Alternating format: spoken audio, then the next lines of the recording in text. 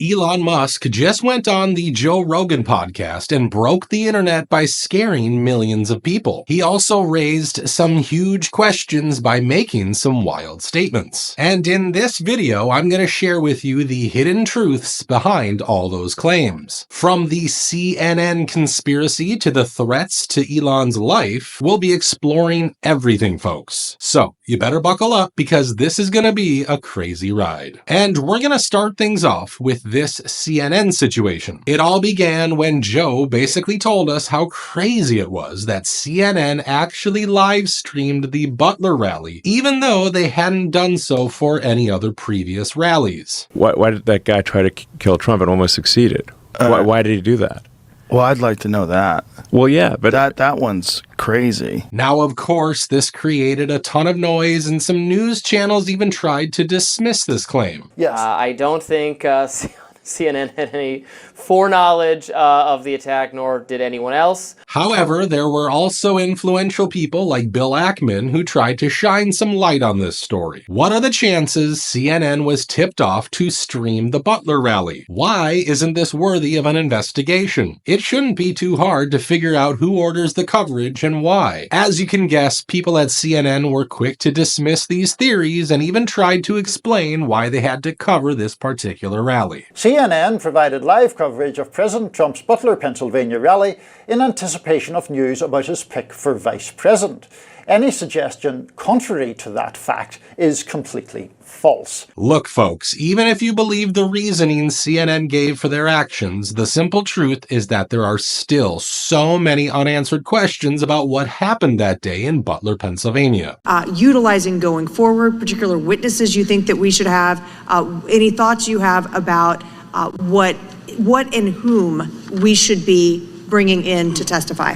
One of the videos that I've seen online is from a gentleman named John Colin, who talks about the possibility of a second shooter, and he shows a video, Miss Lee, where in this video he shows a bullet traveling down a path, and the disruption that round supposedly makes, and then flies into one of the stadium fence railings. That shows that it would have been very, very difficult for that round to travel the path that it did had it come from Thomas Crooks. And to their credit, Joe and Elon were not shy about asking these questions. For instance, Joe asked why we haven't heard anything more about the BlackRock ad which featured Thomas Crooks. My name is Brian DeLallo. I teach AP and Honors Economics and someday they say, that guy made this place a special place to come to school and gave as much as he could. BlackRock just confirmed that Trump's shooter was in their advertisement. Thomas Matthew Crooks, the 20-year-old who shot Donald Trump, was briefly in a BlackRock advertisement. BlackRock confirmed this today. Crooks was one of the several students who appeared in the background of the 2022 ad and was unpaid. The ad was filmed at Bethel Park High School, where Crooks graduated in 2022. The company did not describe the content of the ad, but said footage will be made available to authorities and that it will be removed from circulation. I actually saw the ad before it was removed from YouTube. He's maybe in a 5-second portion of it, but he's actually not in the background. There's a whole frame of him alone. However, he is just in one 5-second frame of a larger ad. The assassination attempt on former President Trump is abhorrent. We're thankful former President Trump wasn't seriously injured, and thinking about all the innocent bystanders and victims of this awful act, especially the person who was unalived. Considering this was a BlackRock advertisement, I'm sure this is going to fuel huge conspiracy theories. We'll see what comes from this. Currently, there is no evidence to connect the shooter to a broader conspiracy. I mean, it's like the media doesn't even want to touch this story. Maybe because companies like BlackRock and Vanguard own a significant percentage of both left and right-leaning media companies. We all know that BlackRock owns pretty much everything at this point. Robert F. Kennedy Jr. talks about this all the time. BlackRock not only owns the food companies that are poisoning us, they also own all the drug companies that are giving you drugs to help you feel better after giving you the chronic disease. They control our media, they control what you hear on the news, buying up all single-family homes, driving up prices everywhere, turning us into a renter's economy instead of what we should be, which is an ownership economy. Now, even though Joe and Elon say BlackRock isn't an evil company, I say otherwise. From gobbling up public land to profiting from wars, BlackRock has been at the center of it all. So I don't know about you, but if Satan started a company, it would look a lot like BlackRock. Owns all the meat packers. There's only 4 meat packers in this country. BlackRock owns them all. And you can say to them, you need to do antitrust suits against those meat packers. The meat packers are keeping the price of meat high and the price of cows low. So the farmer gets hurt, the consumers get hurt, and they make the money because they've got a monopoly. The population, certainly don't expand it through uncontrolled immigration, through open borders, which is exactly what they did. She's responsible for it. And her donors at BlackRock are buying up the houses in your neighborhood. Another point Elon raised during this podcast is how Thomas Crooks had no online footprint. Well, from the videos, he looks like a social guy. 6'4". I go to Stanford University. We also know he likely had a social media account and the FBI was investigating it. Something just very recently uncovered that I want to share is a social media account which is believed to be associated with the shooter in about the 2019-2020 timeframe. There were over 700 comments posted from this account. Some of these comments, if ultimately attributable to the shooter, appear to reflect anti-Semitic and anti-immigration themes, to espouse political violence, and are described as extreme in nature. While the investigative team is still working to verify this account to determine if it did in fact belong to the shooter, we believe it important to share and note it today, particularly given the general absence of other information to date. But even after months, we haven't received any updates about that account. That account can really tell us if Thomas Crooks had any associates, because according to a New York Post story, he likely wasn't working alone. And how about this claim from General Flynn? You believe that the same people who threatened you in your life are the same people that were behind the assassination attempts on Donald Trump, our president's life. Yeah, well, so the one name is Victoria Nuland. Victoria Nuland has so much at stake here. For your information, Victoria Nuland is a former U.S. ambassador to NATO and is a very high-ranking bureaucrat who's made a lot of questionable statements in the past. You know, Joe Rogan's known for his MMA fighting, being in extremely good shape, and doing quite well health-wise at the tender age of 56, 57. If you remember, he bounced back from COVID in like 2 or 3 days, so he takes care of himself. One of the supplements that he's mentioned and he's talked about is NMN. Now, rather than me try to explain it, I'm going to let the doctor that discovered it explain it, and then I'll tell you some of the other effects that he doesn't mention in this short clip. What is NMN? Good question. So let me take a quick step back. Sure. So about 20 years ago, Lenny Guarente and a team of us at MIT discovered a set of genes that controls aging in yeast cells, just brewer's yeast, what you find in beer and bread. And those genes are called sirtuins, and there are 7 of them in our bodies, 5 in yeast. And what they do is they protect all organisms on the planet, plants, bacteria, humans, from deterioration and disease. They're like the Pentagon. They sense when we're hungry, sense when we're exercising, and they send out the troops to defend us. So when you put more of these genes into a yeast cell or a mouse, they'll live longer, between 5 to 20% longer. And so we think that these genes are responsible for the effects of dieting and exercise, which is great. What that means is we can now mimic that with molecules. So NMN is one of those molecules, so is resveratrol. So with this, you get improved energy, weight management, endurance and strength, anti-aging. For me personally, it's improved my skin. There's lots of videos on YouTube from people that have taken this 1-2 years. They talk about their blood tests. They talk about the studies that have been done on it. Seems everybody takes it. They feel better, they feel stronger, they have more energy. And one of the things, as a guy especially, you know how it is, you need to be strong, you need to be mentally aware, you need to be healthy, you need to take care of yourself because no one else is going to. So go check out Black Forest Supplements, NMN. Again, here's the supplement. And the other one you're going to hear a lot mentioned as well is something called resveratrol. These two go hand in hand, and of course, Black Forest has both, but NMN is going to be the one to kick off it's called NAD+. And you take this, your body starts producing NAD+, which starts firing up all those abilities that you used to have when you were 16, 18 years old, and you don't have anymore because you've aged, and you've got the pot belly, you've got the creaky knuckles, and now you've got the wrinkles. Well, this works towards undoing all of that. So go check out the sponsor today. I'd appreciate it if you did. Links are down below, and I think you'll be pleasantly surprised surprised. I know I am. Now, Joe and Elon didn't just stop with the CNN story. The two of them were also discussing insider trading among politicians. They were especially impressed by Paul Pelosi, who is one of the greatest stock traders in American history. And do they have a spouse that's really good at insider trading? Yeah. Like Paul Pelosi. So if the speaker does bring up a bill to do that, to ban members and their spouses from trading stocks, would you vote for it? Would you urge your conference to vote for it? I think it's ironic that the Speaker of the House now talks about bringing up a bill at the very end of the term of Congress. So her husband could trade all the way through, but now it becomes a crisis?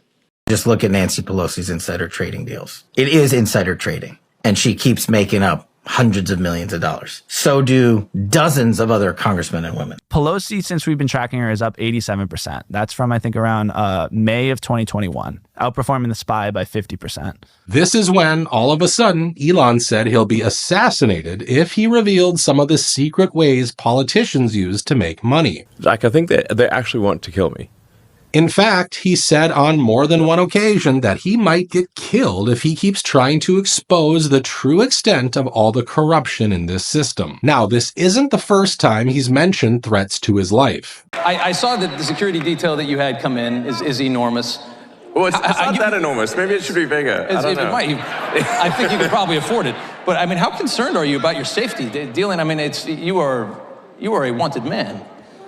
Are you nervous? So, look, I'm open to ideas for improving security, I have to tell you. I don't actually have a death wish, I think.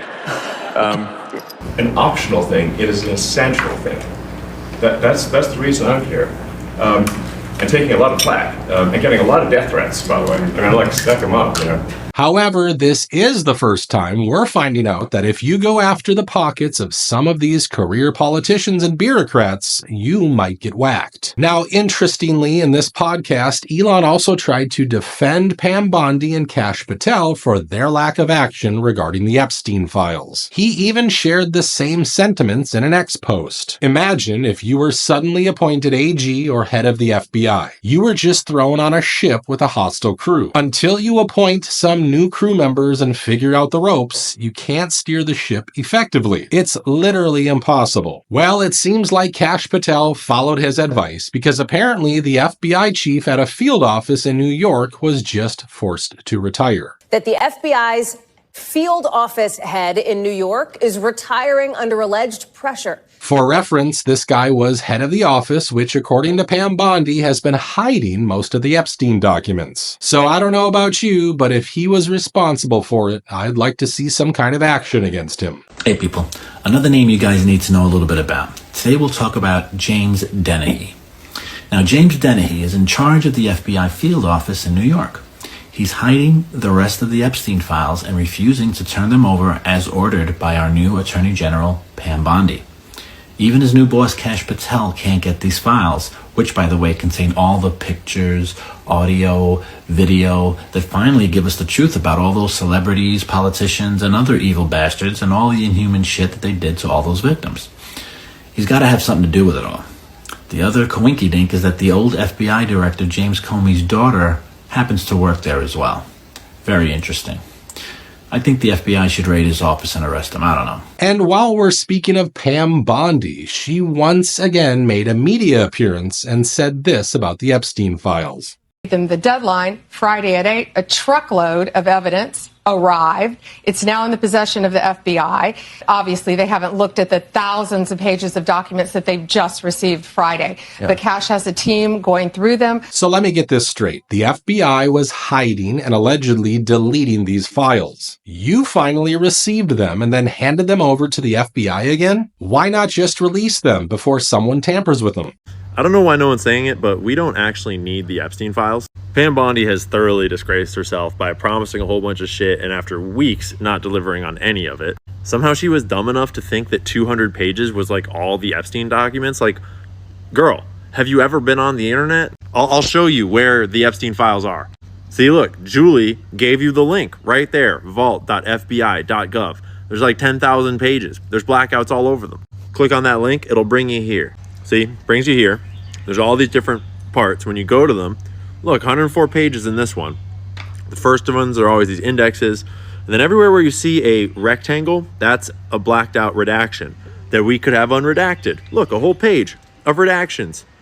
That's crazy. To be honest, I just don't know what they're doing anymore, because so far their actions have only made the situation worse. Now, another huge story I want to talk about involves the Canadian province of Alberta, which might become the 51st U.S. state pretty soon. There's a group of Albertans that are working together right now to put together a delegation to go to Washington to talk to the Trump administration about Alberta petitioning for U.S. statehood. It's quite evident that we're being governed by idiots in Ottawa who don't understand that we can't afford a trade war with our largest trading partner. And rather than simply apologizing to President Trump for not meeting our NATO commitments and not adequately securing our border, apparently the Trudeau government has decided to declare a trade war. Now, it might be surprising to some folks, but this isn't shocking at all, because the U.S. is by far the biggest export partner for Alberta, and it's not even close.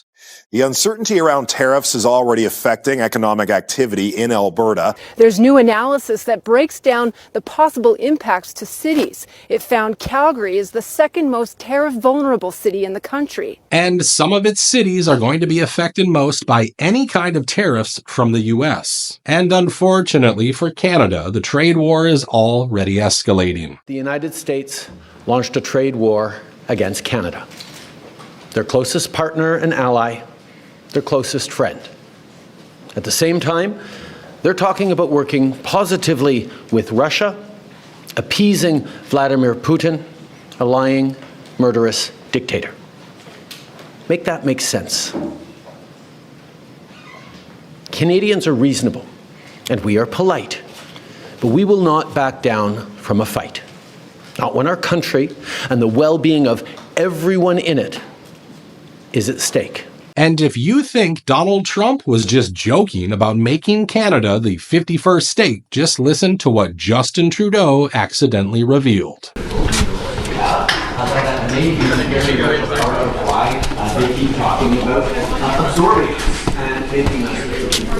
So there's a good chance that we will see more Canadian provinces file the same petitions to Donald Trump. Now, some Canadian politicians are trying to use their energy exports to make the U.S. pay for these tariffs. Mark Carney now says that Canada can use electricity as leverage if the U.S. goes ahead with the impending trade war. That's right, Carney is currently running for Prime Minister and says he'd be open to curbing electricity exports to the states, as Quebec and Ontario are both important exporters of electricity to many states, including New York. Alberta and Saskatchewan are also huge suppliers of oil, gas, and uranium to the U.S., but premiers of both provinces say they're against curbing energy sales to the states.